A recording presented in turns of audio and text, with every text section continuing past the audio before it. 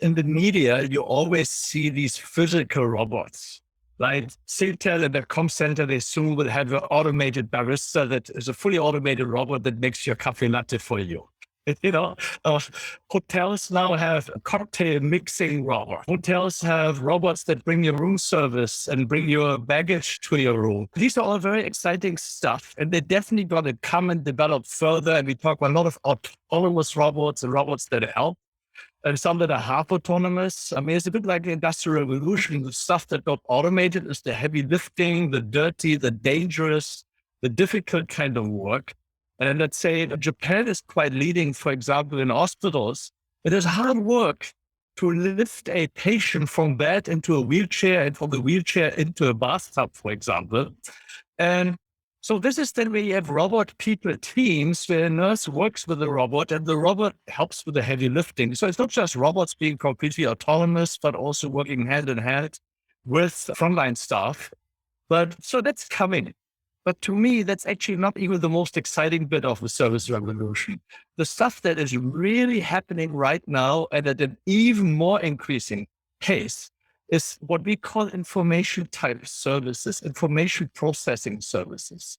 So anything you can do on a call center, at an ATM, at an app, or at a website, or at an information counter, all of that stuff is the first thing that will be fully automated. We are talking about end-to-end automation of customer service processes here. And the fastest shrinking job category at the moment in the US is retail assistants. And why? Because people buy on Amazon and e-commerce, that's one. And the other is even in shops. At least when I look at what printer I should buy, I ask Mr. Google, I don't ask the shop assistant. So even in the shop, we need less service because there's more self-service. And some luxury brands start putting QR codes next to the display. You can look at what this piece of clothing or accessory looks like on a model, on a runway, and so on. And so the information type services is where things happen the fastest. And why? Because I don't have to move anything physical. Yes, everything is processed. And leisure and tourism, of course, there are many things that are information type processing. That's any type of information, any type of booking, any type of payment, whether it's a spa reservation or a restaurant reservation, whether it's a change of that reservation or adding another person and so on. If you are a restaurant that still handles these calls with a human, you're wasting your money because there are very simple plugins for your apps and for your websites from third parties where you can put your brand, you can customize it a little bit, and overnight, you don't have this work anymore. My team at the MBA programs office, we schedule thousands of admission interviews for our MBA program. Can you imagine the number of calls, the emails we had for this? It was mind-boggling. And doesn't work either. My team hated that. And I have a plugin solution, although, once you're a qualified candidate, we give you a link where you can then set up your own interview and you can change that interview if you can't make it. So we're not involved anymore in that at all. And if you miss your interview, it's too bad you come into the MBA program. So the people are motivated enough to make sure they take the interview. But what I'm saying here, overnight, something that took a lot of time, was unpleasant, is now fully automated. And that's all customer service, right? Because it's customer facing here. And one of my use cases or best practices here is really fintechs, such as Revolut or Wise. And they're both UK companies here. So I've been with Wise for the last year and a half. It took me 45 seconds to set up my account. Why? They're licensed in Singapore with MAS. They plug into the Sync Pass. So I just click Sync Pass. All my personal data cut across, the know your customer and identity and everything is established. And I'm talented. I mean, any stuff you can do to mess up online, I'm able to mess up. But I was up in business in 45 seconds. I had a Singapore account, a Euro account, a US dollar account, a British pound account. I pay my web developer in Indian rupees. I just paid a spa resort in Indonesia, also in local currency. I get payments from my clients and royalties and so on from all over the world and to Wise. So it's not that I'm a very easy customer in that sense. I have a lot of in and outgoing money and I travel a lot.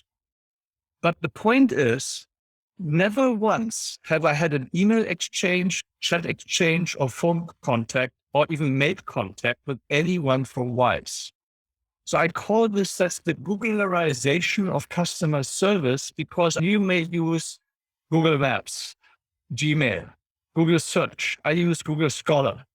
And Google, they have this idea of, they have a value rate for a new service of an addressable market of 1 billion customers. Can you imagine? And then they have what they call the toothbrush test. Do these billion customers need it twice a day? And you can imagine, if you have a billion customers using the service twice a day, how much personalized customer service will you be able to offer these billion over customers with 2 billion transactions a day? So you can see automatically this service has to be robust, customer error tolerant. It has to be completely scalable. And in Google, they have almost an allergy against operational headcount. If you're a manager who says, oh, I need a customer service rep for this service, you're running against a wall. But if you say I need a few $1 million to perfect this completely scalable end-to-end solution, no problem, you get the money, right? So I think many services will move in that direction here. And that also has very strong implications on the design of service. So for something like Wise, which is actually quite complicated, right? You have local accounts in the US and Singapore and Australia. You have to set them up. You have to be able to then tell your customers, look, pay into this account in the US. Because the value proposition of Wise is you have lower currency transaction fees. You have extremely low currency exchange fees.